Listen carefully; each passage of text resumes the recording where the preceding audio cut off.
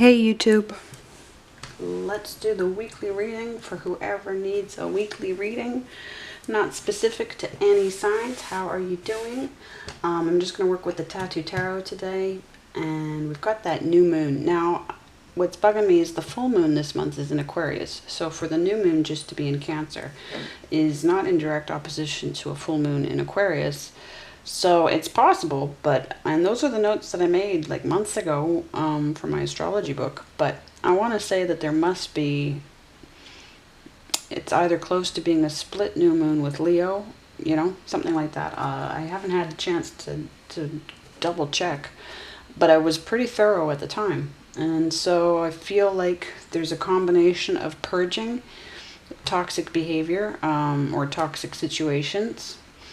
Which is like Cancer, the fourth house has a zero tolerance policy for anything toxic. It's all about self-discipline, as I found out the hard way while working on it for a month for my astrology book. And then Leo with leadership and pride, and the real pride, that you can take to the bank, and the leadership. So clearing the decks, clearing the way for that. I have shuffled, because this is an art deck, it's large, it's thick, it's the deck that brought me into tarot. I didn't expect to come into tarot. But I need to work with it in halves because it's too much in one go. So what I've done is shuffle. I've mixed, I've shuffled, and I've split. And so we're going to start with the cards at the top for the initial energies and see where you're at. Okay, and by and large they seem to be, everything keeps answering to those cards. All right, okay, so some kind of conflict of interest, or now for me this is Taurus energy. Others would put it as Capricorn, but I put it as second house. That's the most basic explanation I can give to start with without boring you to tears. And so there's an investment that is not panning out either in a work situation or an actual project or product. You're not getting valued enough. You underestimated your value, or you're being screwed over for what you thought you would be getting. Right, okay. Now, it might matter. I forgot to clear out previous readings, so there might be something that you forgot to clear out that you need to clear out. Kali visited me in my home.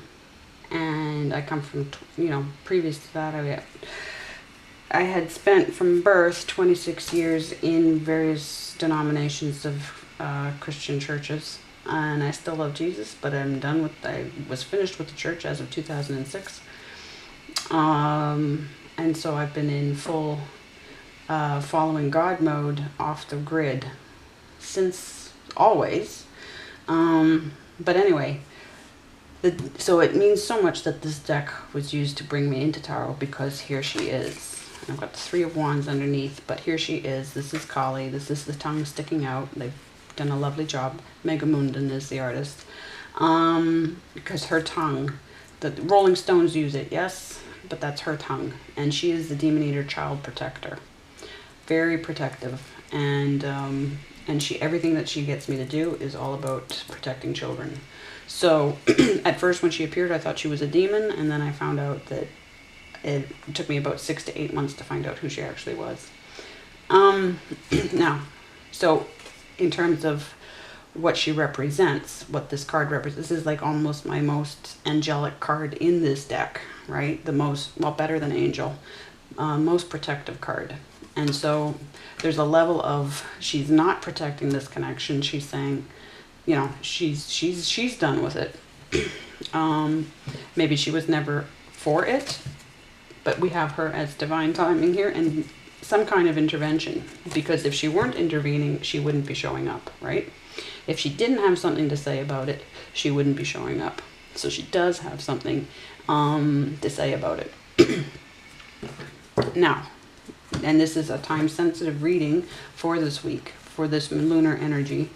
And I'm recording this on the 5th. I'm recording it a day late because I screwed up something on purpose. They needed to clean something out in me for my Scorpio reading, the first round I did with it got screwed up. Not screwed up. I mean, they needed to call me out on something because my energy wasn't clear enough. So they needed to do exactly what the readings are meant to be doing right now. And I couldn't know it until I got into it. And so I would have recorded this yesterday and had it loaded already, but the new moon is coming up about the 10th, and so the effects should be felt upwards of like a day or two after that, depending where you are in the world. It could be coming on the 9th for you, because it could be the 10th, you know, ahead of where it's the 10th for me. But usually lunar affects the moon affects the tides. The tides show the effect about 12 hours after, when the moon is opposite where they are in the orbit, right? So upwards to next Monday, let's say, let's give this as a timeline for something that's happening about this, where you need to put your focus this week above and beyond, so that you don't have a blind spot coming up to catch you out. Okay, so something's in process again. Facebook and Instagram got the same sort of process card with 10 wands. So we do have a conversion of dead energy to living energy, right? We've got a Scorpio situation where something needs to be salvaged, and it's possibly just within yourself. Look at that. I mean, just look at that. Intense. This is intense.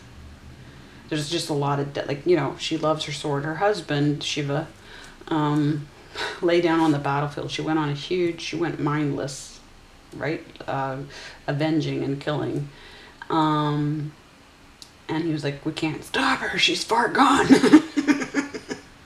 And I just really like that about her. And so he lay down on the battlefield in hopes that if she stepped on him, she'd realize it was him. I don't know why. Why risk that? But he did.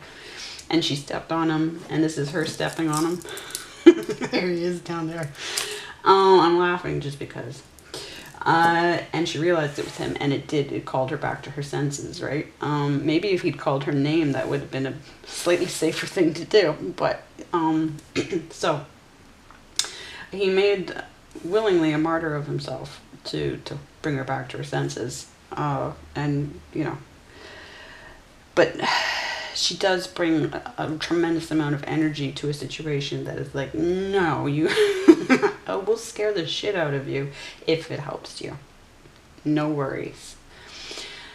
And so it's possible that, because she got me to say all that, it's possible that she is scaring you right now for your own good. It is a controlled scare. Yeah, that's kind of hitting me. It's coming. It's not quite fully here yet, right? Oh, shit.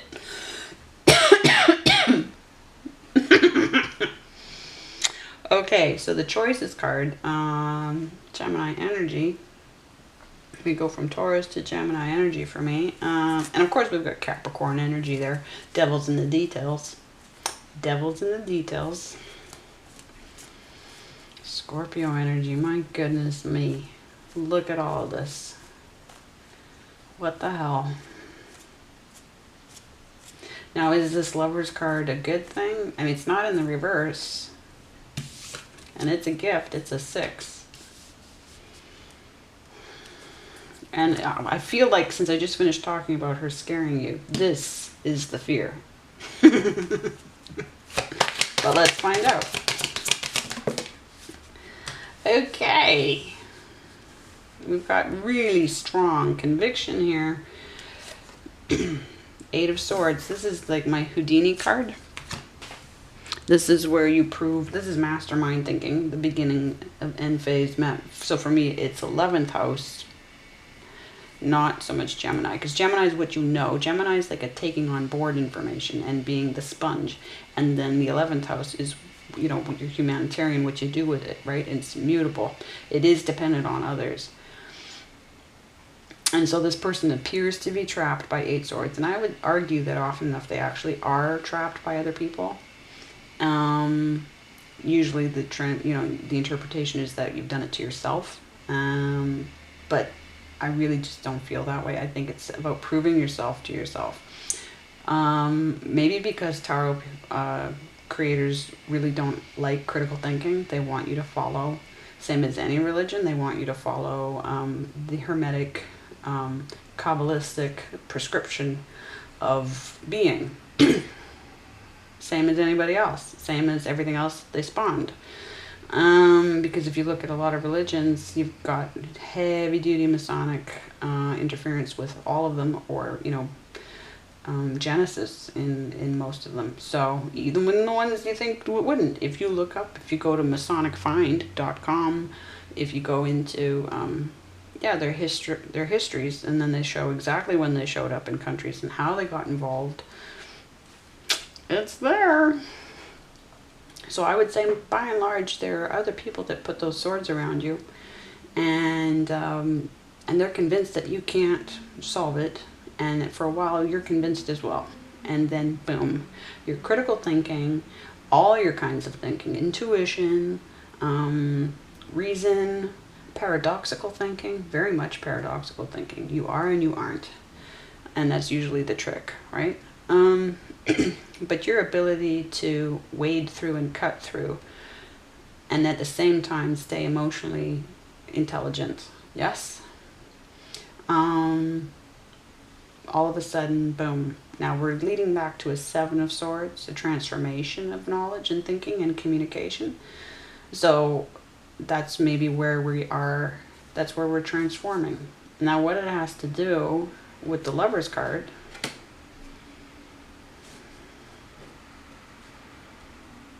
well, there's only so many cards on the table here, and we're saying that she is done with a certain situation. Now, is she done with this situation? Because it is in process. It's okay. Something's just jumping out there. Yeah, the 2 of Swords. Considering something for the first time, because you got that Ace of Swords, right? And it's going back to the Ace of Swords. So what's the truth? And this, I would point out, is an ethics card. When we have Adam and Eve in it, right? We have, in other decks, we have the inversion of that card, right? And for me, it was, so it represented the lie that is the Adam and Eve story, which is a smear campaign against the African prophetesses, who were the Delphi Oracle, who were consulted by Mediterranean empires and had quite the presence, quite the, you know, they were dominant, and somebody wanted to take that from them and created a certain, now if you go into the Bible, came from Arabia by Kamal Salibi, a Lebanese scholar and master of, you know, like many publications to his name that were accepted. This one is contested, of course, but he does a retranslation, a correction of translation of the non-spoken original Hebrew that was mistranslated sloppily, and he can relocate accurately everything to the Assyria region of Arabia, and Eden is there. It's a little oasis, it's a little wadi in the desert, and it becomes a much more believable, accurate story in that location. The people, like, it all becomes real, so it verifies, just not where the other people want it to be verified, but the truth of that, right? So for me, this is now I'm not saying you needed to know all of that for this particular situation, but I'm saying that's how I arrived at that understanding of the traditional Lover's card that has Adam and Eve and the angel, right? And she helped me get that understanding. So there is no knowledge that's bad, right? There are bad entities in the universe. The universe is possibly like a bad place as far as I'm concerned, where good is trapped, yes? But the ethics, the ethics that have been pushed on you possibly, or that you have to solve for yourself, of how, you know, what you accept as truth, what actually is true, yes? And the fact that she, in this position, once it's turned around, then you do know the truth, and you can unlock, you can get rid of those 8 swords, right? And progress to the 9 swords, which really shouldn't look negative at all. They always give these negative, you know, horrifying swords cards, or just look like it's the worst thing possible to be thinking. Because where it gets you is up at night in bed, your hands and head in your hands, right? But really what it is proving yourself to everyone else. If we just work numerologically in terms of progression through numbers. So if we look at it that way, then and if we layer that with this relationship, then there's an inequality between what you know and what the other person knows. There's an incongruity, there's a incompatibility. Okay, so we have 2 wands here. Hopefully the camera caught this card coming out. If it didn't, then the camera cut off before I noticed it. And we have this 8 coming out, the lack of communication. We have 8-8, okay? Now we have 8-8 coming up. What was I saying about clearing something out in advance of the Leo energy, right? Whether it's a Cancer moon or a Cancer split moon with Leo. Because we have August 8th coming up and the Lionsgate portal. So something's coming through in that. Some kind of start, right? That's going to bring you the pride, the leadership, the acknowledgement. And it starts July 26th. It peaks on August 8th and then it continues till August 12th or 13th, right?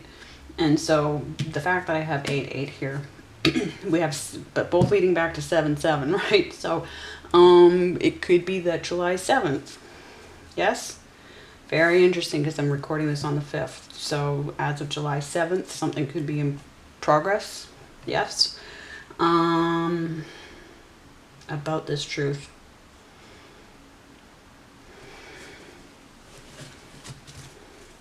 But yeah, communication's down. Again, if it's about self on both your ends. Okay, now we have contrasting progress. Yeah, okay. Interesting. Cancerian energy and Scorpio energy again. And this is directly 90 degrees to this Scorpio energy. So somebody is seriously off balance. Somebody is really at the start of their transformation, and so it's quite a process for them, and you need the clarity. You need to know that. You need to see that, because she's been correcting my vision. Yes, she's been pointing out that I need to sharpen my vision, and so that I need to see something through multiple readings. Yes, absolutely. So somebody is working on their connection to her, working on their connection to intuition. They're being cleared out of their toxic behaviors, because this is heavy charted Cancer energy. The Chariot is Cancer energy. It's the 7 of transformation, and I have a Knight that is, for me, represented by a 5, 6, 7 process in the cards. So the 5 of Cups, the 6 of Cups, and the 7 of Cups. So somebody is working through the necessary change of getting over melancholia, and that's a huge one. I think that one kind of runs the world. Then the gift of connecting with either someone from the past, a past life, or guides, right? Primarily guides, spirit guides, ancestors, God, and then transforming by stepping into the awareness and the level of responsibility of keeping one foot in this world and putting the other foot in the next world, and working with those guides on what they needed this person to do in their contracts. Yeah.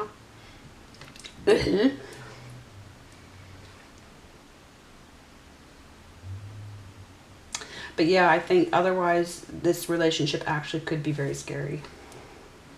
Could actually be very scary. And it's not an accident that you're in it. It was meant to be. This relationship was meant to be. Because of contracts, because if we're hacking this matrix, we got to do dangerous stuff. Dangerous stuff has to be done to us in order to fast track us in the one lifetime that we have right now, to get done in the very short amount of time that we have to hack this matrix and put something right. To what end, I'm still not sure. There's a reason why we're stuck here, and and I would like very much to get everybody that needs to be out of it. There has to be another pocket of the multiverse, or the overall, this pocket I find is the lie. The people that gave us the Adam and Eve story are the same people that shoved us into this pocket, because the Kabbalah clearly states and takes complete responsibility for this dark pocket. And dark, let's not use the word dark. I'm sorry, Malcolm X. This evil pocket where we're somehow born guilty because we wanted to be great. We wanted to know everything, right? It's our fault because we wanted to know what God knows. And so God stuck us here so that we can learn. And it's like, well, God can stick himself somewhere to learn, right? That's all I got to say about that. Yeah, so there's a tremendous amount of awareness that needs to come with that, and getting over yourself, healing yourself in order to be able to understand the truth. And it's paradoxical. Little bits of truth will come through, and then you can heal a bit, and then you have to heal a bit in order for other bits of truth to come through. And I think the person I'm talking to already knows this, but if it's you, then this is what's going on. But I think more to the point, if you're watching this, then you're the person that's actually tuned in to working on this stuff. That's usually the case, isn't it? And the other person is not watching this, so they're the ones that are, further behind. So again, for this week, between the 7th, the 10th, and possibly the 12th, we're working towards the 8-8 and getting you, basically, what do we want reversed? We want everything to be fine. We want her to be happy. We want you to be well valued, not in a conflict of interest, right? But I guess we're looking at this 8 of Swords. Yeah, we're looking at the communication. If your own communication is down because you're in your head about this, then you want to be back engaged with the world. So let's just see if there's any final things specific to this week to watch for. It could be a scary event. If we're looking at that Death card and the Lover's card right there, then basically we're looking at a breakup this week. Yep, we're looking at a breakup this week, and I'm sorry to be the one to report it, but this is in process, okay? This is not reversed. So if you want this relationship back, there is a contract here. It will keep going, and this is necessary to it. So right now, this is temporary energy, okay? Because this person needs to do their thing, and you need to do your thing, and you need to be worrying about your pentacles, your security, your stability. And this person is just not stable, and you know it.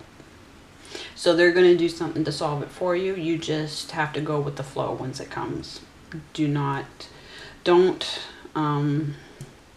throw away the gift that she's going to bring by ending this for you. It's going to hurt, it's going to suck, but it's going to make it very obvious that she is doing it. Whether or not that person wants to accept that she's doing it, it will be very obvious to you, and in hindsight, it'll be very clear that it was out of your hands, and the best you could do was look after yourself in it and follow her cue, follow the direction, follow the logical, give the right healthy reaction to this event that's going to come, that goes, yeah, if I do anything else, I'm going to hate myself, because it's that obvious.